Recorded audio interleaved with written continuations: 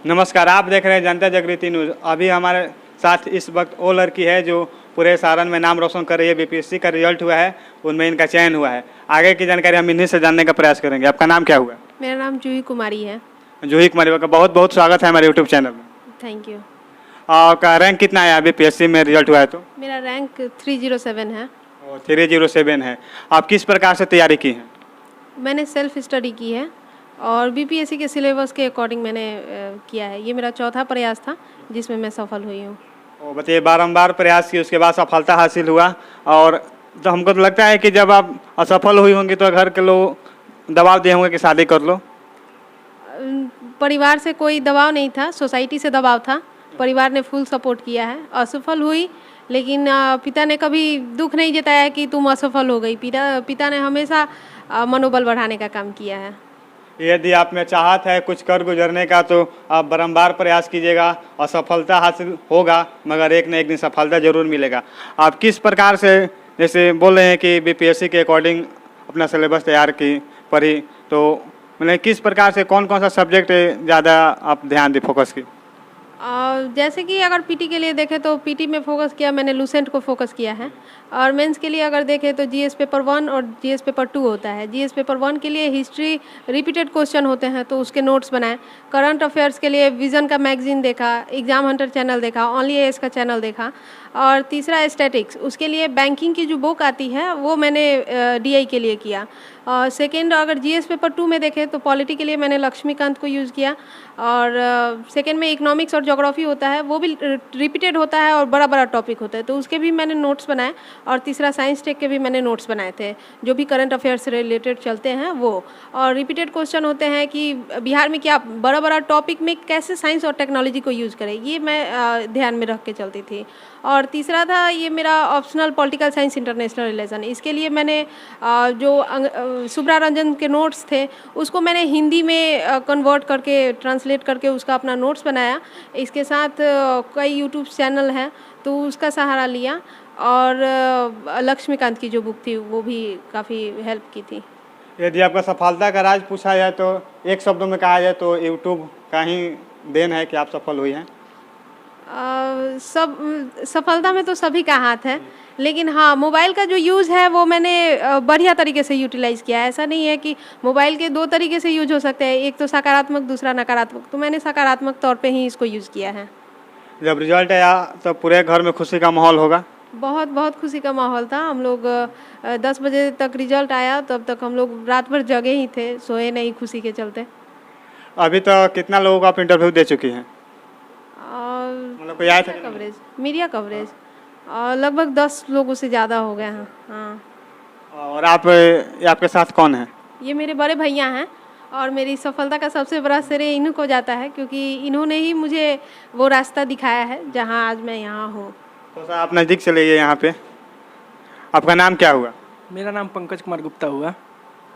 आप बताइए, आपकी बहन जो है बीपीएससी क्रैक की है, रैंक 307 आया हुआ है, आप कैसा महसूस कर रहे हैं? बहुत खुशी है और बहुत ऊंचा स्तर का एक मतलब ऐसा खुशी है कि एक्सप्लेन नहीं किया जा सकता। सिस्टर ऑफिसर बन गई और अब सेवा करेगी बिहार की। ऐसा नहीं न होगा कि अब अफसर बन गई है तो मतलब इससे पर्सनल फ़ायदा के लिए इसका इस्तेमाल करें? जैसे नहीं होगा कि हम, मेरी बेटी मेरी बहन अधिकारी बन गई है तो हम पड़ोसी को दबाएंगे या किसी को धमकाएंगे, ऐसा कुछ मन में नहीं ना है? ऐसा कुछ नहीं है। बिहार की जनता की सेवा करना सबसे ज़रूरी है, क्योंकि बिहार पहले से ही पिछड़ा हुआ है। अगर अफसर ध्यान दे देंगे बिहार के जनता पे ना, तो बिहार आगे चला जाएगा। सबसे यंग हम लोग हैं बिहार में और हमारी इकोनॉमी भी ग्रोथ कर रही है। तो जो भी अगर अफसर बनी है, हमारा तो यही कहना होगा कि जो भी सरकार के नियम है उसके अंतर्गत रहते हुए जितना काम कर सके उतना काम करे, कि लोगों को खुशी हो कि कोई ऑफिसर आया था, वहाँ लगे कि हाँ कोई आके काम किया। किस पद पर चयन हुई है, इसके बारे में जानकारी है आपको? जी, मेरा चयन जो है रूरल डेवलपमेंट ऑफिसर के तौर पे हुआ है। जी। और आरडीओ के तो पद पे हुआ है? जी हाँ, आरडीओ के पद पे हुआ है। और तो जैसे बहुत सारे लोग अलग अलग अपना रेफर करते हैं कि हम ये बुक पढ़े वो बुक पढ़ें, आप कितना घंटा घर पे पढ़िए या बताइए? टाइम मेरा निश्चित नहीं होता था, मैं सेल्फ स्टडी की हूँ और जैसे कि देख सकते हैं कि घर में पढ़ाई का इन्वायरमेंट नहीं मिल पाता है, और कॉमन रूम भी था कि कॉमन रूम में ही पढ़ती थी, अपना पर्सनल कोई रूम नहीं था। तो ये है कि जो भी काम करने के अलावा जो भी टाइम बचता था उसमें मैं पढ़ती ही थी। नहीं, लोगों का मानसिकता हो चुका है कि यदि कोई यूपीएससी बीपीएससी के लिए तैयारी कर रहा है तो कम से कम 14 घंटा 18 घंटा पढ़ाई करना पड़ेगा। तो इसके बारे में हम आपसे पूछें। नहीं, ऐसा कुछ नहीं है। मैं 8 घंटे प्रॉपर सोती थी, काम भी मैं करती थी, घर का मम्मी की सहायता ज़रूर करती थी, और इसके अलावा बीच बीच में पढ़ाई के बीच में कभी उठना भी हुआ तो वो भी काम देखा है, बाहर भीतर सबका काम देखा है। और उसके बाद यदि समय बचता है तो यदि लगभग अनुमान लगाऊँ तो 5-6 घंटे डेली ही होते थे, इससे कम नहीं होते थे। यदि आप में चाहत हो तो 5-6 घंटा भी समय बहुत ज़्यादा है पढ़ने के लिए। हाँ, बहुत ज़्यादा है। अगर सिलेबस के अकॉर्डिंग हम पढ़ें तो बहुत ज़्यादा है, हम कर सकते क्वेश्चन ज़्यादा किस क्षेत्र से आया था, जीके से या जीएस से? हैं। किस में? पीटी में? सबका अपना होता है। जैसे कि मेरा जहाँ तक एक्सपीरियंस रहा है कि मैंने लूसेंट कवर किया है, तो मेरा कभी पीटी रुका नहीं है, तो मैं तो लूसेंट को ही ज़्यादा प्रीफर करती हूँ। अब मैंने एनालाइज ये नहीं किया है, हिस्ट्री से ज़्यादा क्वेश्चन होते हैं, साइंस टेक से होते हैं, करंट अफेयर से होते हैं, तो ये मेरा मुख्य रहा है। और इसके साथ ज्योग्राफी भी मैं थोड़ा बहुत देखती हूँ, क्योंकि ज्योग्राफी के क्वेश्चन मुझे ये होते हैं, उसमें मेरा उतना कमांड नहीं है ज्योग्राफी पे। नहीं, तो यदि यूपीएससी बीपीएससी का क्रैक करना होता है, एग्जाम निकालना होता है, तो पॉलिटिक्स हो गया, ज्योग्राफी हो गया, हिस्ट्री हो गया, इस सब में से बहुत ज़्यादा क्वेश्चन आता है। बिहार से बहुत कुछ पूछा होगा। बिहार स्पेसिफिक के लिए बिहार लूसेंट है, और बिहार करंट अफेयर्स भी मंजीत मैथ मैजिक एक यूट्यूब चैनल है, तो बिहार करंट अफेयर्स वहाँ से मैंने करती हूँ वहाँ से।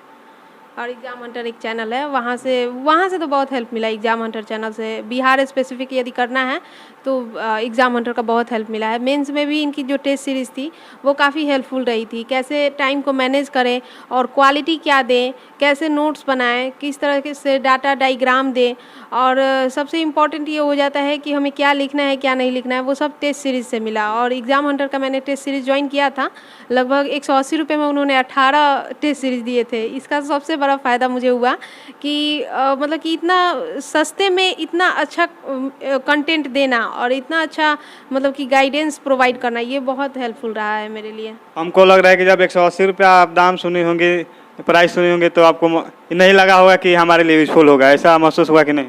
नहीं, ऐसा नहीं है। जैसे कि पिछली जितनी भी असफलताएं थी उसका एक कारण ये भी था कि मैंने टेस्ट सीरीज ज्वाइन नहीं किया था, जिससे मैनेजमेंट में प्रॉब्लम होती थी कि टाइम मैनेज कैसे करें, और क्वालिटी भी ख़राब हो जाती थी। और जब मैंने 66 में ज्वाइन किया तो मुझे ऐसा लगा कि हाँ ये है, और वो सारे सवाल कवर करते हैं, ऐसा नहीं है, वो बीपीएससी के अकॉर्डिंग ही सिलेबस को कवर करते हैं। और इसके साथ यदि 1-2 क्वेश्चन बाउंस भी आ जाता है तो वो कैसे हम मैनेज करें, एग्ज़ाम के प्रेशर में बाउंस वाले क्वेश्चन जो हमारे पास कंटेंट उतना नहीं है उसको हम कैसे मैनेज करें, वो भी उसमें सिखाया गया था। तो मुझे लगता है कि बहुत मतलब कि कम प्राइस में बहुत अच्छी क्वालिटी वहाँ मिली थी। अच्छा, तो नहीं ऐसा लगता है कि कोई भी सामान यदि सस्ता मिलता है तो उसमें लगता है कि गुणवत्ता उसमें नहीं हो, सही बोल रहे हैं कि नहीं, आप बताइए। ऐसा लोगों को लगता है, लेकिन ये नहीं होना चाहिए कि इग्नोर करना चाहिए। एग्ज़ाम हंटर का जो टेस्ट सीरीज़ था, मैंने भी क्वेश्चन देखा था। टेस्ट सीरीज बच्चों को रेगुलर अपना जो टारगेट है ना, अगर क्वेश्चन आ रहे हैं तो उसको उसी दिन लिख के एक अंदर से होना चाहिए कि हम भेज दें, पहले भेजें, पहले इवैल्यूएट हो, कितना नंबर आ रहा है हम देखें, अपने आप को आकलन करें। तो वो इसको बेनिफिट किया, इसने उसको देखा और उसके टेस्ट को अच्छे से लिखा, अच्छे से उधर से गाइडेंस मिला कि यहाँ पे आपको ये लिखना चाहिए था, ये आपने छोड़ दिया है। कंटेंट डेवलपमेंट भी हो गया एक देखे तो दूसरा पहलू, और क्वेश्चन सिलेबस भी कवर हो गया टाइम के हिसाब से, तो ये बेनिफिट हुआ। ये भी था कि और काफ़ी प्रशंसा करते थे कि आपका कंटेंट अच्छा है, मोटिवेट करते थे। तो इससे ये होता था कि और ज़्यादा टेस्ट के प्रति ये था कि झुकाव था कि हाँ पहले टेस्ट आना है तो पहले मैं लिख के 3 घंटे में उसको मैनेज करके मैं पहले प्रोवाइड करूँ। ये एक मेरा होता था कि वो काफ़ी मोटिवेट भी करते थे कि हाँ यहाँ ये और अच्छा है, यहाँ पे आप बहुत अच्छा लिखी हैं, ऐसे वो बताते थे, बहुत अच्छे से मोटिवेट करते थे। आपका ग्रेजुएशन कब कंप्लीट हुआ था? मेरा ग्रेजुएशन 2018 में कंप्लीट हुआ। वैसे मेरा सेशन 2013 से 16 था, 2018 में कंप्लीट हुआ। जेपी से? हाँ, जेपी से हूँ। चलिए, तो अच्छा बात है कि 5-6 साल में कंप्लीट हो गया, नहीं तो होता नहीं है। हो गया तो मतलब यूनिवर्सिटी को आप धन्यवाद दीजिए कि आपका रिजल्ट भी हुआ और रिजल्ट होने के बाद आपका नौकरी भी हो गया। हाँ, एक तो ये है कि ये, लेकिन ये नहीं है, इसके लिए तो बुरा लगता है कि एक लड़की के लिए 5 साल बहुत हो गया। 3 साल का कोर्स है तो उसको 5 साल में करा रहे हैं, तो मैं इस चीज़ से सहमत नहीं हूँ कि मैं यूनिवर्सिटी को धन्यवाद दूँ, क्योंकि मेरा 2 साल उसकी वजह से, उनकी वजह से लेट हुआ है। और एक लड़की के लिए, और सोसाइटी जो लड़की पे दबाव डालती है वो एक बहुत ही नकारात्मक जाता है कि नहीं, एक लड़की के लिए 2 साल काफ़ी होता है। यदि कोई किसी लड़की का 3 साल का कोर्स 5 साल में होता है तो एक तो सोसाइटी का दबाव होता है कि अब इसका शादी कर दो, या इसका शादी कर ही दो, या तो कुछ इसमें पढ़ने लिखने के लिए तो कोई बोलता नहीं है। और उसके बाद से अन्य प्रकार का एग्ज़ाम देना, उसमें भी असफलता मिलना, तो उसके बाद सोसाइटी का और दबाव होता है। घर का लोग बोलता है कि हम, मेरी बेटी पढ़ेगी, मेरी लड़की पढ़ेगी, मगर सोसाइटी का लोग दबाव देता है कि शादी कीजिए, अब इसका उम्र हो गया है। तो आपके घर की तरफ से दबाव नहीं मिला शादी के लिए, ऐसे लोग बोले होंगे तो आपके माता पिता दबाव को सहन कर गए होंगे। हालांकि ये जो 2 साल का गैप है बहुत लड़की के लिए दुर्भाग्य का बात है। और आपके पिताजी क्या करते हैं? मेरे पिताजी का आलू प्याज का व्यवसाय है, होलसेल दुकान है जी। आपके पिताजी व्यापारी हैं या कह सकते हैं? हाँ, व्यापारी हैं। अब समझिए कि पूरे एकदम मोहल्ले में खुशी का माहौल होगा, क्योंकि जो लोग बोलते होंगे कि शादी कर दो अपनी लड़की का, अपनी बहन का, तो वो लोग मुंह छुपा कर घूम रहे होंगे, नहीं तो यह भी बोल रहे होंगे कि मतलब अब मेरे मोहल्ले की लड़की, मेरे गांव की लड़की जो है वीडियो नहीं ऑडियो बन गई। वही वीडियो ही लोग मिठाई भी खाने आते थे, लोग बोलते थे, मुझे पूरा विश्वास था। जैसे होते हैं ना 2-4 लोग मोहल्ले के, तो होते ही हैं कि जब श्रेय लेने के लिए तो होते ही हैं कि हमें पता था लड़की पढ़ने में तेज़ है। मेरी सिस्टर पहले भी नवोदय का एग्ज़ाम क्रैक की थी 5वीं क्लास में ही, पर उस समय सोसाइटी उतना खुला हुआ नहीं था कि हम लोग इसको भेज पाते। और उसके बाद इसने अच्छा से सारे फर्स्ट डिवीज़न से सारे 10th 12th ग्रेजुएशन की है, और पढ़ने में तेज़ थी, हमें लगता था कि ज़रूर निकालेगी, और निकाल ली। इसके पहले और भी किसी चीज़ का एग्ज़ाम दी है कि नहीं नौकरी के लिए?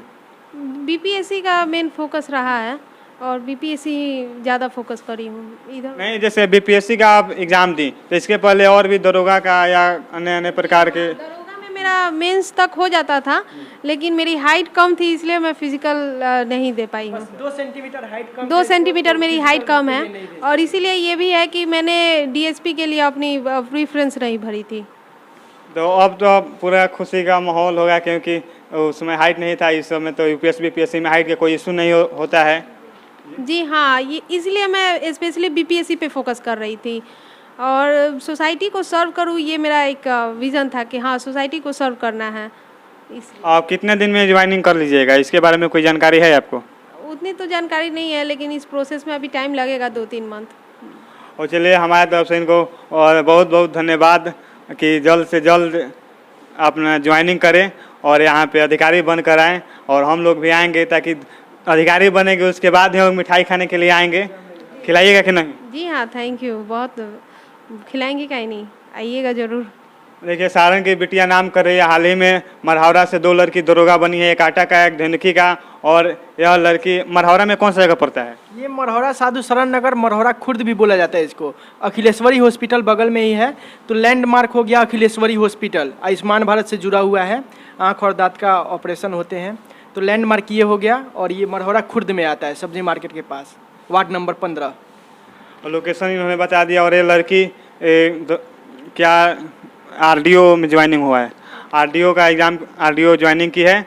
और आप इन्हीं को देख रहे थे। बाकी जानता जगत न्यूज़ देखने के लिए धन्यवाद। और लोग का भी इंटरव्यू बहुत जल्दी आएगा। जय हिंद।